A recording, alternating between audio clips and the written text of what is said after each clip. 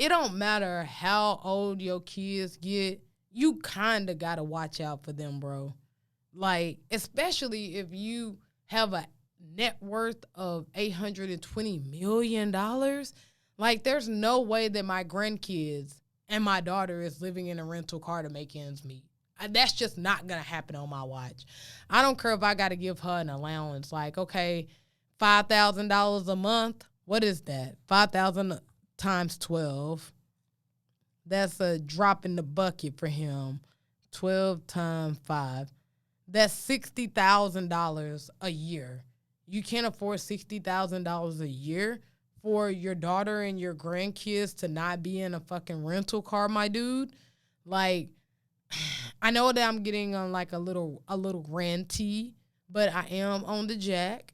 But it's just like, I don't think that I could do that. It's a big thing that happens in the black community where we want our kids to struggle like we did because we think that it's some badge of honor. It's something, we want our kids to get it out the mud like we did.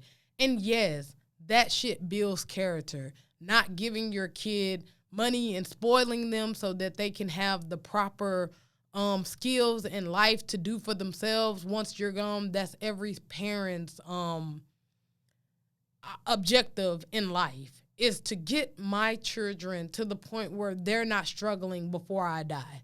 My mom says it all the time. She looks around at me and my sister and my brother and sister, and she knows that at the end of the day, we're all going to be okay because she raised us to be strong, independent people to function in society.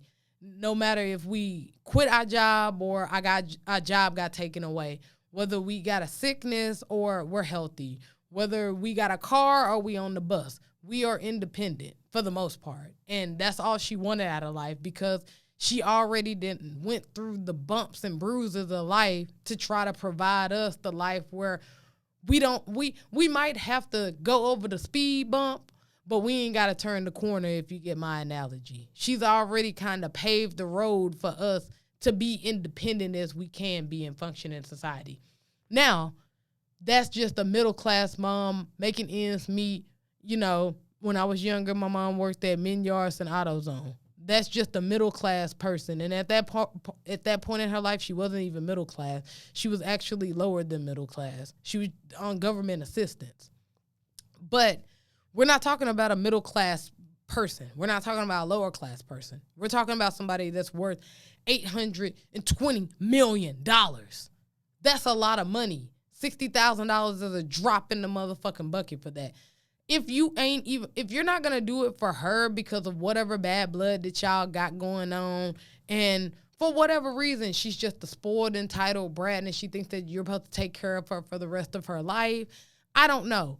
But if you're not going to do it for her, at least do it for your grandkids. I just find that very crazy. It's been many times that, and I don't want to put too much out there because this is my family's business, but it's been plenty of times that my mom has done something for the grandkids that my siblings could have done for their kids themselves, but didn't have the money or the means to do it. Because she knows that I'm not necessarily doing this for you. Like, yeah, you benefit off of it, but I'm not doing this for you. I'm doing this for my grandkids because I know that if you're straight, my grandkids are straight.